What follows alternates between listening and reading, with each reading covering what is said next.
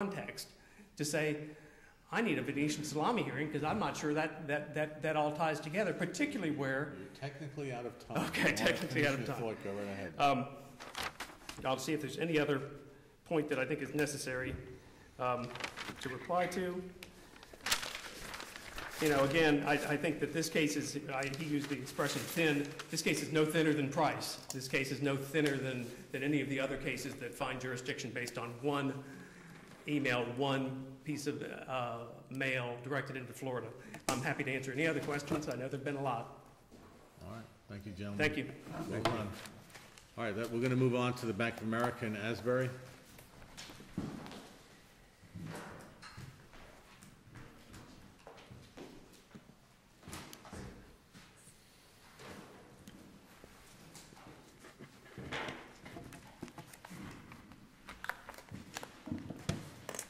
Apologize again for the confusion. I hope you're okay with that. Good afternoon, Your Honors. May it please the Court, Jessica Zagier-Wallace on behalf of Appellant, U.S. Bank National Association as trustee. All right. This case arises out of a foreclosure suit, but the issue that's presented on appeal is a general civil litigation issue. Did you want some rebuttal time? Oh, yes, Your Honor. Thank you. 5 minutes, please. All right. Thank you. The issue is what happens where a defendant fails to plead denial of conditions precedent specifically and with particularity as required by 1.120C. We're asking this court hold that because defendant Asbury failed to plead conditions precedent specifically and with particularity, the trial court committed legal error in sua sponte entering judgment for defendant on that unpled affirmative defense. So why is that issue not preserved on your side? Because it seems like it was tried by consent. Your client has the witness testify about the letter, goes into some detail about how the letter takes place. Trial by consent, I'm sorry, were you finished? No, go ahead. I'm sorry. Trial by consent only applies where evidence is not relevant to some other issue in the case. In this case, it was my client's burden to prove default. And how do you prove default? You say, well, defendant Asbury didn't pay. We sent him a letter. Didn't your client elicit information, elicit testimony as to the letter, the service, the details of it that go to the question that's now being disputed? But yes, that was evidence of the default in this case. How do you prove default? You say, the defendant didn't pay us. So we sent him a letter and we said, defendant, you didn't pay us. And then there's actually specific testimony in that. They come back and say, in fact, he still didn't pay us. Didn't Bank of America's lawyer ask the question as to whether or not it's possible that letter could have ended up in the trash at Bank of America or whoever would generate the letter? I think there was a question along those lines, and the witness said, well, that could happen, and then the lawyer backpedaled and said, well, but you don't have anything suggesting that happened in this case, right? There was some testimony where the witness said, sure, it's possible that something could have happened where the letter was not mailed, but I don't think that would actually go to the issue of the unpled affirmative defense here. I mean, there was no trial by consent. This was them showing a default. They sent their letter. They got they had showed evidence sent that they sent their letter. Then they showed evidence that the defendant continued to not pay after getting a letter saying you must pay, and presenting that evidence doesn't create any consent. This issue was preserved. It was raised in a motion for rehearing. In addition, appellants are permitted to raise issues of sufficiency of the evidence in this case. This is a sufficiency of the evidence issue. The judge found that there was insufficient evidence of an unpled affirmative defense. So finally, it's also preserved because the judgment that's made outside the pleadings would not only be legal error, but would also be void. Did the trial court make a specific finding or ruling that I am hereby determining that we are trying this issue by consent? No, Your Honor. That was not a ruling in the case, and nor did defendant Asbury request to leave to move to amend to add that affirmative defense at any point. And I think the court's familiar with it, but if you look at the pleadings, it's like all of these cases on conditions precedent. U.S. Bank pled conditions precedent as it was permitted generally. The defendant said without knowledge and then denied in the answer. And when did your client put the trial court on notice that the defense was not properly pled? Was that in the motion for rehearing? It was in a motion for rehearing. Yes, Your Honor. So, for example, in this court's decision in Cook versus Insurance Company of North America, which was in the initial brief, this court held that a general denial in the answer was insufficient to permit a verdict to be directed against a plaintiff for failure to prove conditions precedent. In the answer brief, defendant argues that a general denial was sufficient based on Mariner Village Limited. That case is inapposite. In that case, the plaintiffs had a general conditions precedent allegation. All conditions precedent must be pled. But then separately, they had some specific allegations. One was regarding its status as an assigned contractor, and the second was the date of accrual of the action, which were required for suit under the contract. And this court held that those allegations were not general allegations of condition precedent, so Rule 1.210C didn't apply. But in this case, the allegation was general. All conditions precedent to the acceleration of the mortgage note and foreclosure of the mortgage have been performed or have occurred. Well, let's assume there was a sufficient denial of conditions preceding. Was the testimony nevertheless sufficient to establish the mailing of the letter in question?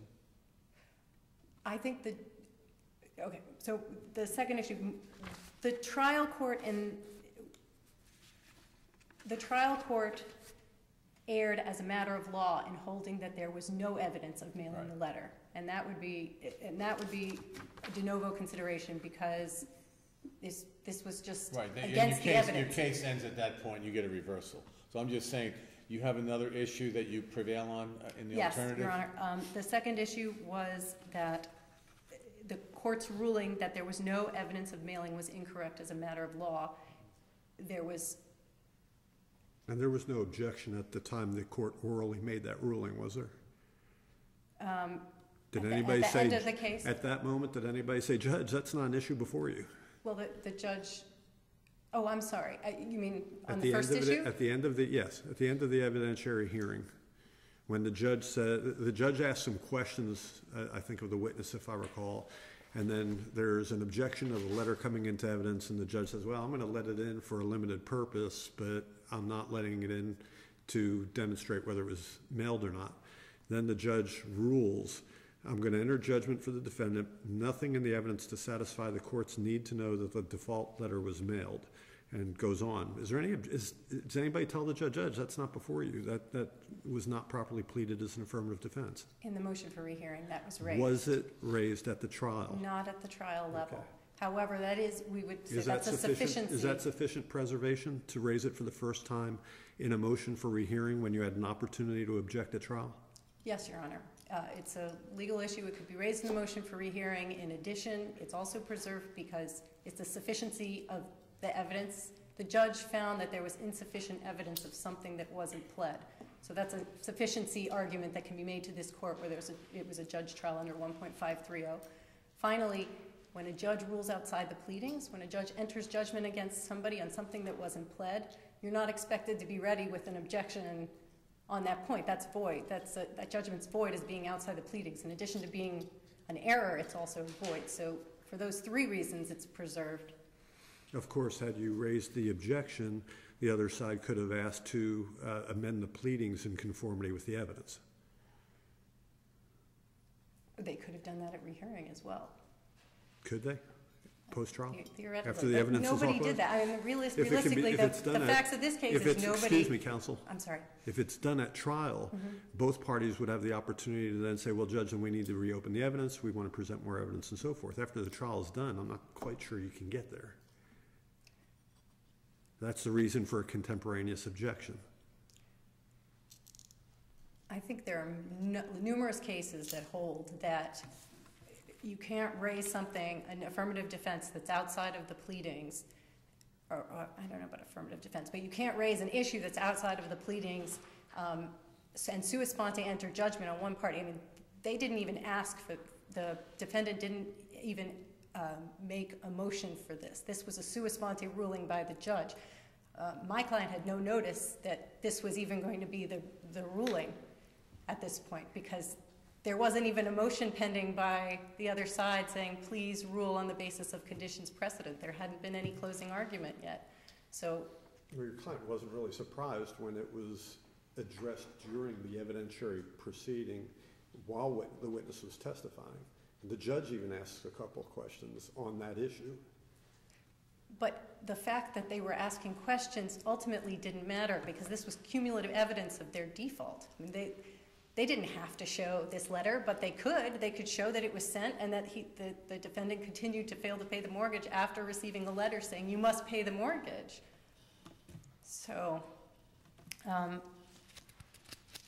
moving on to the second issue, Your Honor had pointed out that the judge admitted the letter for a limited purpose. What the court did not recognize was that there was additional witness testimony in addition to the demand letter actually showing that the letter was sent. The witness testified that she received training on how and when demand letters are sent. She testified that the customer service department generates the letters when the loan is in default. There's a trigger in the computer system which determines when it's time to issue a letter. And then the customer service department issues the letter, prints the letter, and then mails the letter. And she testified, in the ordinary course of business, these letters are sent out when they're generated. She conceded that it's possible that a letter could end up in the trash. You're right, Your Honor. However, on page 28 of the record, she testified that she knew that this letter, this particular letter, was mailed because there was a postal barcode on the demand letter which indicated to her that the letter went through the mail.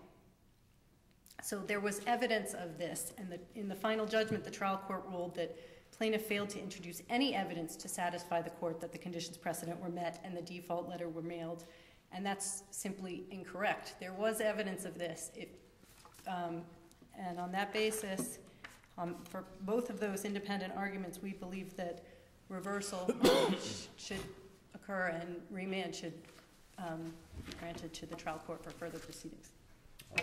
I'll save your rebuttal time. Thank you very much.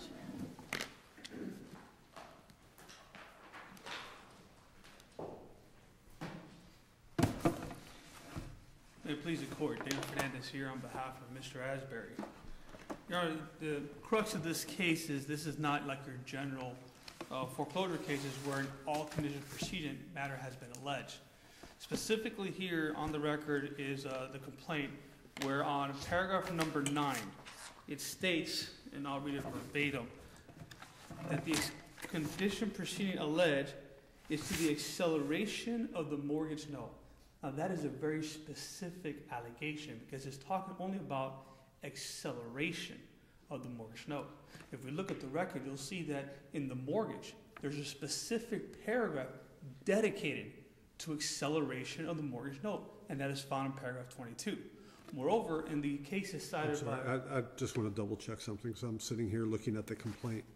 In paragraph, you said paragraph 9? I believe it's paragraph 9, yes, Your Honor. All conditions precedent to the acceleration of the mortgage note. That's what you're relying on? Yes, Your Honor, exactly. Because what happens in the case of Godshock that's cited by counsel in their initial brief is the court there talked about how there are many different notices. I believe the court said there were 13 different type of notices. And the dissenting opinion talks about how in Godshock the party said none have been received rather than saying the acceleration one had not been received. So how do you regard the letter in question? What type of a notice was that? The objected to letter that you said was insufficient to prove their case. What type of letter is it? Are you saying it's strictly an acceleration letter? It was the acceleration letter. It cannot be construed as anything else. It cannot be construed under paragraph 22 as the acceleration letter under paragraph 32 of the mortgage. This is the reason why a general denial such as denied was sufficient, because everybody knew. And was that argument made at the rehearing? I believe I'm assuming yes, it wasn't made originally because it wasn't raised as an issue until the rehearing. That's correct, Your Honor. On the rehearing, we brought up the Mariner case. And we explained to the judge at that point is because they stated a condition proceeded to the acceleration of the note, there was only one letter in question. They also only tried to introduce one letter throughout the entire trial. And what is the, what is it lacking? What is it not that it needed to be? Is it a notice of delinquency, an opportunity to reinstate? What is it you're claiming it's not? We were claiming that it wasn't shown that it was properly or even mailed to the appellee. So whether it was an acceleration letter or something else was not as important to you as the fact that they failed to prove mailing? Well, because it's part of that paragraph 22 of the mortgage. Okay. It's required as I believe there's 5 subsections within that paragraph 22, but one of them is that But it they is could not. have all been in the same letter if it was properly constructed. Assuming that the letter was properly done, yes. So one of the conditions still that it gets mailed, and that's where they fell short. Okay. And because of that, it was proper to deny it, generally because it put everybody on notice. The whole purpose of Rule 1.120 is to avoid surprise. Nobody was Where surprised. in the rule, because implicit in your argument is this notion that if it's just a single condition precedent, which is in this case what you're talking about, paragraph 22, that you can just get away with a general denial and you don't have to frame that, it's not on you to frame that issue for the trial court's consideration or for the plaintiff to know that this issue is going to be tried, which is the purpose of pleadings. Where do you read in the rule that you get a one-off for when there's only a single condition precedent? Respectfully, Your Honor, it's actually not in the rule. It would be in reviewing this court's ruling in the Mariner case, where So you would ask us to then fashion an exception here for cases where there is, if to use your words, everybody knew what this was. This is just a single issue. So we can just do a general denial, and that satisfies the rule. You're asking us to fashion that kind of exception. not exactly, Your Honor. I believe when you read the rule talks about general averments of condition precedent. However, we don't have a general averment of condition precedent. We have a specific allegation of a single condition precedent. That scenario is actually really not raised. All conditions preceding to the acceleration have been. Well, how is that anything other than general? I'm just not following, and maybe I'm just slow on the uptake. But help me. How is that not a general averment? Because even though they use the word all conditions preceding to the acceleration of note, there's only one that we're talking about, which is paragraph 22. But the averment is a generalized averment, correct? In their complaint, Yes. it's not. I don't believe it's general. I believe it's very specific because it says all the conditions to the acceleration of the note. There being only one in this specific scenario, there's only one condition precedent, which. Can you contemplate a situation where there might be a dispute between the parties as to whether or not there's only a single condition precedent, or maybe there's multiple conditions precedent, in which case your argument creates some troubling implications, doesn't it? Well, not exactly. I believe in the Gottschalk case is a perfect example where the court says all conditions precedent to the foreclosure of the case. All conditions precedent in instituting this action, which is what you see most of the time. That's a scenario where it's very broad. And then the burden is on the defense to then explain which ones are not met. But here in this case, that's not what was done. What was done was very specific. All conditions precedent to the acceleration of the note. And by doing that, this wasn't a situation where they affirmatively alleged we sent the default or we sent the acceleration notice. Paragraph 9. Bank of America timely sent a default notice. This is not that situation. Right? This is a situation where I accept what you're saying, that they tie it to acceleration, which is then tied to paragraph 22. I accept that, but that doesn't change what they wrote in the pleading, and which gave notice to everybody, trial judge and parties, what was going to be tried. Correct? Correct, but it did give notice because there's only one to the acceleration. I think the parties from doing foreclosures understand that we're only really talking about one. And even at trial, they only brought up one at the trial itself. Had there been an issue, of course, regarding whether that was sufficient or not, they should have brought it up at trial, should have objected at trial, and that would have put the defense in notice that, like Judge Silverman stated earlier, we could have raised something at that point. But if we read as I read I believe it's the Cook case, I don't know that an objection is necessary, because if we read Cook and there's a couple of cases that come later, by not framing that issue in your pleading, you've waived it. Well, Your Honor, and it would be because of the situation, because they told us specifically what condition of proceeding they were talking about. We generally denied it. Under the Cook case and the other line of cases, they would have argued that our denial was not sufficient because theirs was too generalized. At that point, we could have said, hold on, court. We were under the impression that this was specific. If it's not going to be specific, we require an amendment because that's what the rules would allow. Was there a motion to dismiss to require a more specific statement? I don't believe so, Your Honor. I believe there was only motion for summary judgment. I'm not sure if the record had a motion to dismiss on the specific issue. And what's happened here is that essentially the appellee here has been denied their opportunity to now, if there were a deficiency in their pleading, to correct that so that it could be tried on its merits based off of that. And it's because the appellant knew there was a specific issue, and we tried it on that specific issue. And there was no question until after the appellee won the trial that they then raised it for the first time in a motion for rehearing. You're asking us to accept there was no question what you all tried, but I think the fact that we're having this argument over who knew what and when leads me to believe that there was some question as to, at least temporarily, what exactly are we trying here, which is the whole purpose of pleadings and the special pleading requirement of Rule 1.120C, which lays it on the defendant to have to frame these issues specifically so that everybody comes in eyes wide open. But I think, Your Honor, before it gets to the defendant's burden to lay specifically for the plaintiff, the plaintiff has to vary generally. Because if the plaintiff itself goes in and does it specifically, it puts the defendants on notice that you can waive it generally. Because we're only talking about an issue here. So it's their burden first. And if they decide to take that action, they can choose to either do it specifically or generally. But if they decide to do it specifically, defense is allowed to do it generally. And that's what happened here. In this business situation in which they did it generally, I would absolutely agree with counsel. But that's not what happened here. And because they raised it for the first time, now on rehearing, the appellee's been prejudiced now because they never had the opportunity to try to go back, correct it, fix it, or do something different with it. Mr. Fernandez, let me ask you to address another problem that I see, which is you elicited during the trial that, here's the question and answer.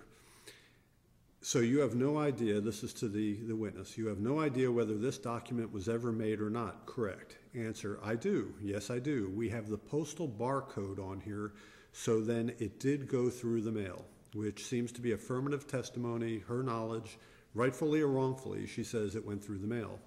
The judge rules basically on that point, and the judge says that I don't think the bank proved its case. Give me a moment because I want to read it to you, and I want you to address it. The judge says, I'll enter judgment for the defendant.